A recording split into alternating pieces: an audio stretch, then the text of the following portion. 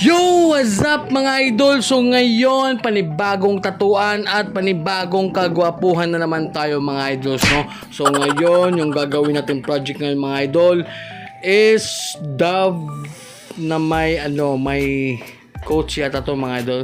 So syempre, request pa din to ng ating client na si Boss Idol Michael Dolino. So syempre mga idol is naka-avail siya sa ating pa-promo, no? So yun, naka 50% siya ngayon mga idol, 50% discount mga idol.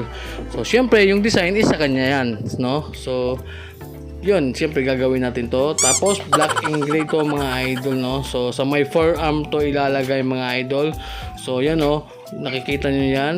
Oh, yan ang ating tatuan. So hindi ko pala alam na may kakabiran pala tayo. So talagang shock ako dyan mga idol, kasi nga yung sa kaalaman ko is walang kakabiran. So yun, nandyan na siya.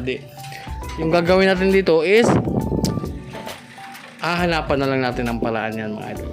So yun, kaya titingnan natin kung anong hanggang saan yung natin dito, yung kayang gawin, no? So yan, na-print na natin yung ating design. Tapos nag-start na tayo dyan. Siyempre yung ating needles na ginamit dyan mga idol is yung sponsor pa din natin, yung Big Waps cartridges. So napakagandang needles mga idol. Kaya sa gustong mag-avail niyan, so punta kayo sa sa comment section, kasi ilalagay ko yung website mga idol, no? Para makabili kayo ng needles na kagaya niyan na ginagamit ko, kasi napakaganda niyan mga idol, no? So balik tayo sa ating tatuan mga idol. Siyempre yung mga needles na ginamit natin dito is dalawang size lang. So yung lining is 5RL, tapos yung shading naman mga idol is 15RM. So dalawang sizes lang yung natin yung ginamit dito, no?